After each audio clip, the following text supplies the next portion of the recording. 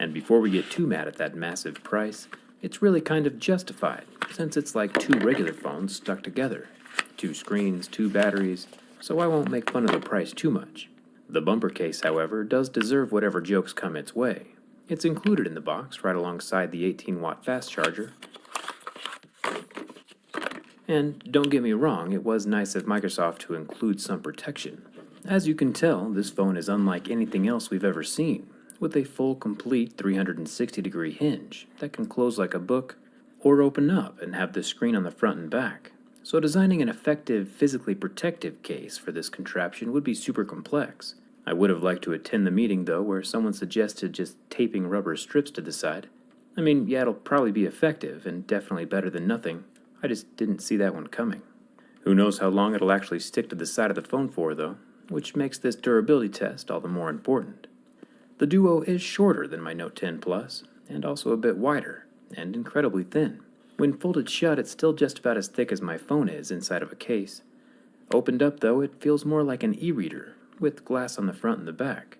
It does feel heavier than it looks, and I honestly kinda like it. The Duo is running Android, and acts just like any other Android phone would, except for all this extra screen real estate. You can have Twitter open on one half of the phone and Instagram open on the other, so it's easier to watch society collapse in real time. Before we start the scratch test, let's break open Microsoft Stylus. Now this slim pin is sold separately, but does work on the Surface Duo, and costs a little over $100. It's got its own exterior charging station, not quite as streamlined as Apple's Apple Pencil, or the Samsung S Pen inside of the Notes, but to be fair, the slim pin also doesn't snap in half quite as easy as the others do.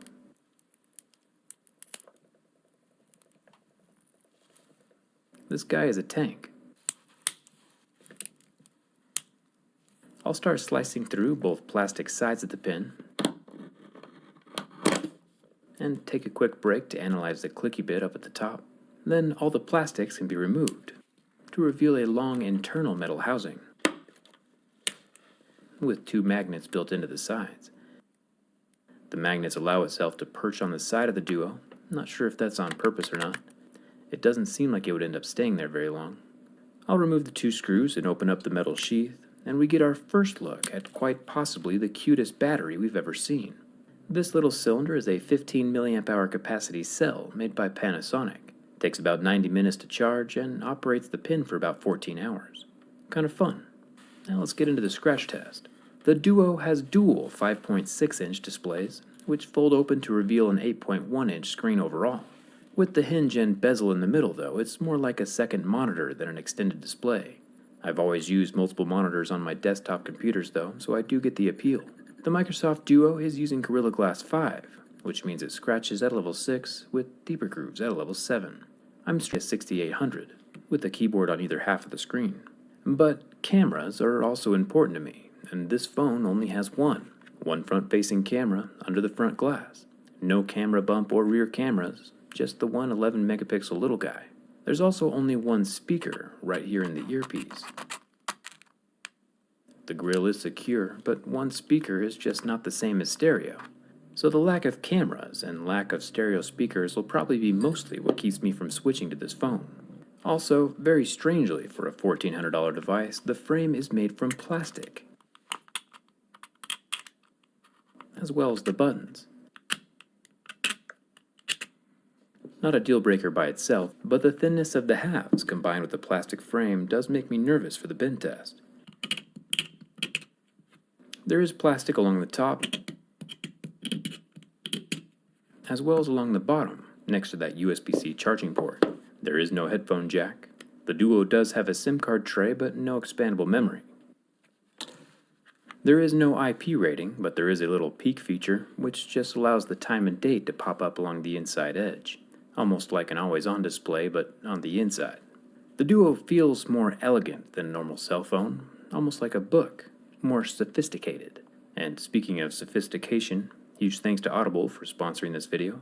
Audible is still giving families with children access to hundreds of titles for free, while this whole pandemic thing is still going on. No ads, no sign-up, just one click and you're in. Also, I didn't tell you this, but Audible isn't even checking to see if you're a kid or not to get those free titles. And there's some really good classics in there, like Frankenstein or Call of the Wild. If you've ever wondered, though, if you could swim inside of a nuclear reactor, you might like the audiobook called What If, out of Audible's regular library. It gives scientific answers to hypothetical questions, like what would happen if everyone on Earth jumped up and down at exactly the same time. Makes you kinda curious, huh? Get the What If audiobook for free with a 30-day trial of Audible. Go to audible.com/jerryrig or text jerryrig to 500 500. And you too can find out if it's possible to build a jetpack entirely out of downward firing machine guns. Audible.com/jerryrig or text jerryrig to 500 500. And thanks to Audible for sponsoring this video. Now, it might also just be my imagination, but I do feel like this Microsoft Duo will regularly just not recognize my finger swipes.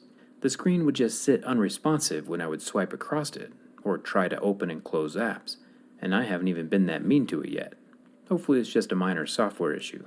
Every surface on the Duo is made from glass, which does make it feel high-tech, since heaviness is kind of associated with quality, at least for me. The plastic frame of the phone doesn't draw too much attention to itself. Speaking of the plastic frame, though, I did already scratch the fingerprint scanner a bit on my way around with my razor blade. So as I try and set my fingerprint this time, it's having a real struggle getting a good read. But once my fingerprint is finally recognized, it does seem to unlock the phone every single time. The bumper case also has a cutout for the fingerprint sensor. Still a little bit funny that a piece of tape is the only thing holding the case to the phone. As for the burn test, Microsoft is using dual AMOLED displays on either half, and we can verify that by scientifically holding my lighter to the screen for about 12 seconds and watching the display turn white. We still don't quite know why it does this yet, but if we do it enough times, we might find out why. Therefore, science. Now for the bin test. Microsoft has already done half of my job for me. The phone bends incredibly smoothly all the way around. The hinge is super simple and pretty much all exposed. We'll take a closer look at how it works from the inside during the teardown. Since this phone is wider than most, it might not fit comfortably in most front pockets. And people who own it are going to be tempted to put it in their back pocket, like a wallet, which means there's a good chance the Duo will get sat on. And if it does get sat on, it's probably going to do something like this, and flex more than any other phone we've seen in recent history. When we open it up, though, surprisingly, it still turns on, even though there is a permanent curve to the phone now. The plastic frame is not helping much with the structural integrity, but the metal hinge, however, is holding its own and carrying the load.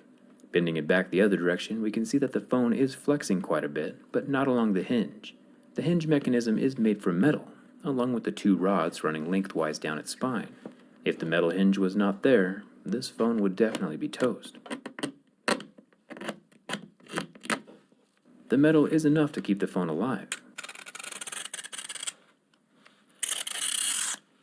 So the Microsoft Surface Duo passes my durability test. I still don't recommend sitting on it, but it's nice to know that the Duo is not super fragile. Overall, I'm impressed. Plop a few more nice cameras on the back, and I could very well see myself using version number 2. Don't forget to grab your free audiobook from Audible with a link in the description. Hit that subscribe button if you haven't already, and come hang out with me on Instagram since Microsoft has released a cell phone. 4 years, actually. So it's nice to see them come back swinging with a dual screen folding tablet of a smartphone.